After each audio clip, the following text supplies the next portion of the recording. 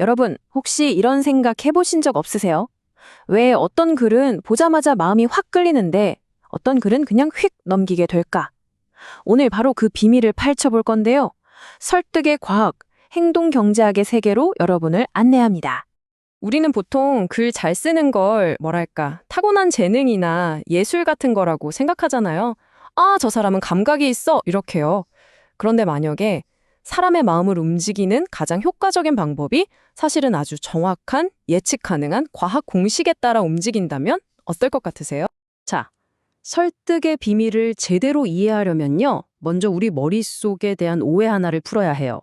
그게 뭐냐면 우리는 스스로 굉장히 이성적이라고 생각하지만 사실 우리 뇌는 그렇게까지 논리적인 기계가 아니라는 겁니다.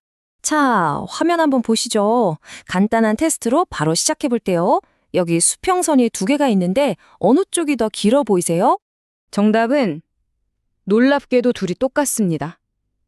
길이가 완전히 같아요. 재밌는 건 제가 지금 길이가 같다고 말씀드렸는데도 여러분 눈에는 여전히 한쪽이 더 길어 보일 거라는 거죠. 머리로는 같다는 사실을 알지만 눈은 계속 속는 거예요. 바로 이 지점. 논리가 아니라 인식이 이기는 이 순간에서 바로 설득의 과학이 출발합니다. 이게 그냥 눈속임이 아니고요. 우리 마음이 작동하는 방식 그 자체를 보여주는 거예요. 그리고 이 사실과 느낌 사이의 이 미묘한 틈, 바로 여기가 행동경제학이 파고드는 아주 흥미로운 영역입니다. 자, 훨씬 더 중요한 예를 한번 볼까요? 하버드에서 실제로 의사들을 대상으로 진행한 연구인데요. 폐암치료법을 선택하게 하는 상황이에요. 여기서 중요한 건 두 그룹의 의사들이 받은 정보는 100% 똑같았다는 겁니다. 딱 하나, 표현 방식, 그러니까 프레이밍만 달랐어요. 결과가 정말 놀랍습니다. 보세요. 환자 100명 중 90명이 5년 후 생존합니다. 라는 긍정적인 프레임을 본 의사들은요, 무려 84%가 수술을 선택했어요. 그런데 100명 중 10명이 5년 후 사망합니다. 라는 내용은 똑같지만 부정적인 프레임을 본 의사들은 어땠을까요? 고작 50%만 수술을 선택했습니다. 와, 똑같은 정보인데도 말이죠. 단지 어떻게 말하느냐에 따라서 이 분야 최고 전문가인 의사들의 결정이 이렇게나 달라진 겁니다. 이게 바로 행동경제학이 말하는 핵심이에요. 인간은 논리적이지 않다. 하지만 예측 가능하게 비이성적이다. 마치 우리 뇌에 숨겨진 운영체제 같은 거죠. 노벨상 수상자인 데니얼 카너먼 같은 분들 덕분에 우리는 이제 그 비합리성이 움직이는 패턴, 일종의 지도를 갖게 된 셈입니다.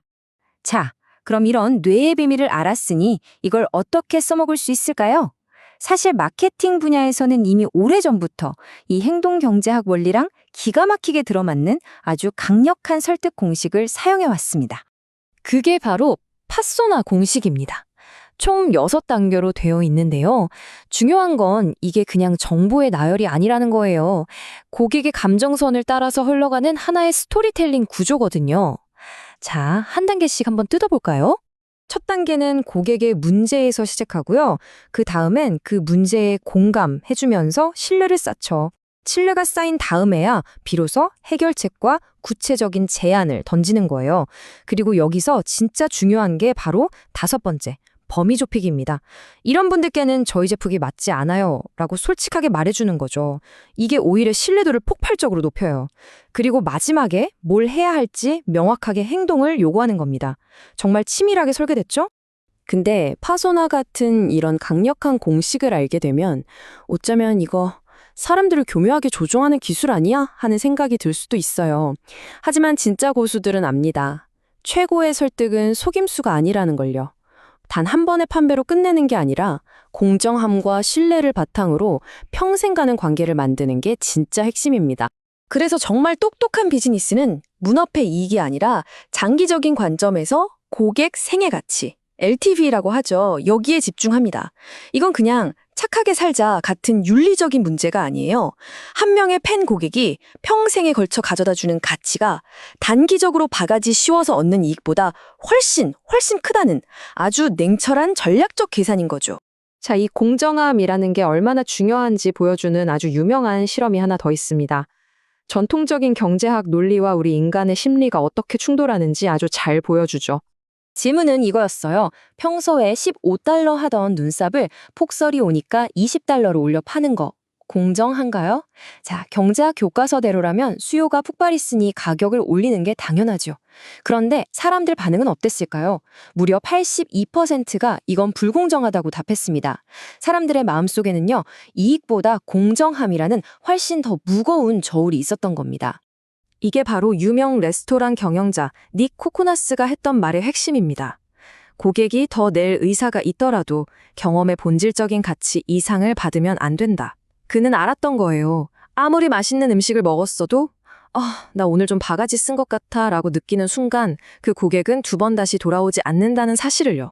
자, 이제 마지막으로 정말 간단하면서도 무서울 정도로 강력한 기술 하나를 알려드릴게요. 바로 프라이밍, 우리말로는 점화 효과라고 하는 겁니다. 프레이밍이 뭐냐면요. 어떤 생각이나 단어, 질문 같은 걸 먼저 살짝 던져주는 거예요.